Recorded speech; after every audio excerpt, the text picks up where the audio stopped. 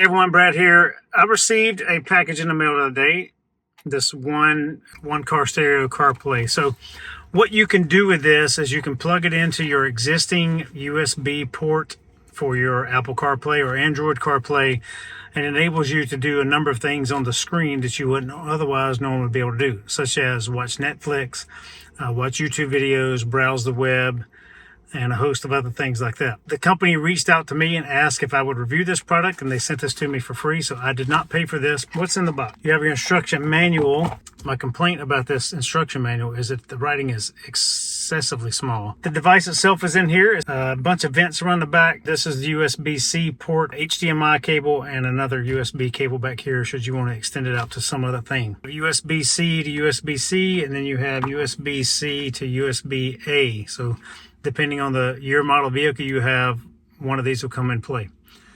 So what I'm going to do is I'm going to turn on my vehicle, and then we will plug it in here and then into my Apple CarPlay area. And it says it takes a couple moments to turn on, so we will wait for that to happen. Basically what happens is that Bluetooth to the device, and then the device runs your CarPlay screen. So my CarPlay screen just come up. It shows up as an Android, on like the Android word comes across my Apple CarPlay screen, and then I have my background information there. So here's what's on my screen. I have changed that background to make that background, otherwise it's just a standard gray background.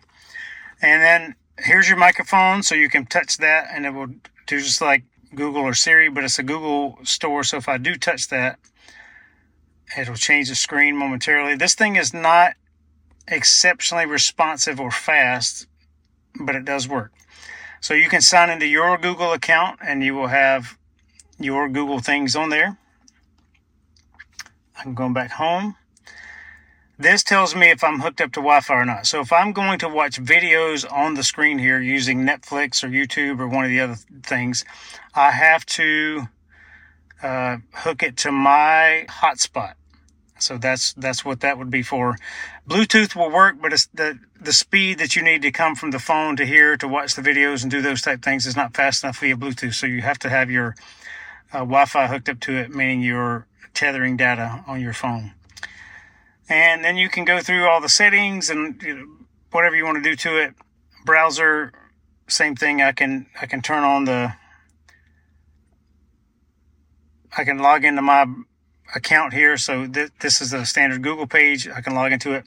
This little button over here, you can move it anywhere on the screen. So depending on what you're going to do, it will disappear. But if you ever touch the screen, it goes right back to it. I can also do the voice here. I can go back a screen there. And then here are all the apps that you can use on it. So Play Store, backgrounds. That's how I changed my background on here. And it gives you a bunch to choose from. Disney Plus, if you have that. Make phone calls, Chrome, Netflix. So I'm going to turn on my Wi-Fi hotspot to my phone and we will watch a video. All right, it has connected to my Wi-Fi. Let's go home. Now we'll go to YouTube. So I'm going to search for my channel, 13 Adventures. So now I have my channel on my screen. And we can play one of our most recent videos. Did you get Hello friends, Brad here. Checking out just a couple other things here. What's the weather today? With a high of 80 and a low of 64. Right now it's 78 and sunny. So depending on the Wi-Fi signal you have or the cell signal you have is going to determine the speed of the videos and the lag time and all that kind of stuff. I will say that it's cool that it works. It's neat that you have the option to do these type things. I don't recommend, and you should not be watching videos flying down the highway, but it is a neat thing. If you're sitting parked somewhere, you can have a video playing on your screen, and if you're hanging out in your car, your kids are riding in the back seat, maybe they can watch Netflix on this thing. You don't have to have the extra TVs, but it's a neat thing to have.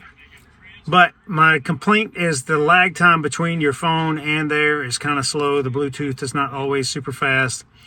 The other features of using your maps and using all the things like that are handy. You can bring up CarPlay on here. You can bring up your CarPlay can come on here. So if you have Apple CarPlay, I'm not familiar with Android, so I don't know how to do all those things. But if you bring up the CarPlay in your sync settings or in your whatever vehicle settings, it'll show your phone.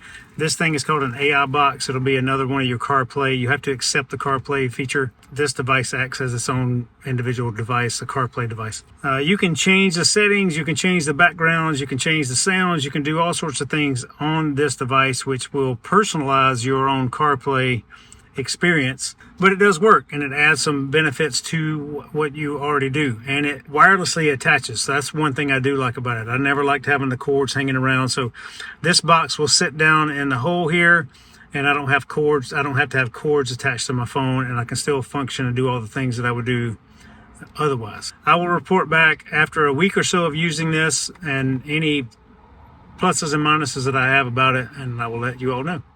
All right, after using the device for about a week now, I will say that it's neat.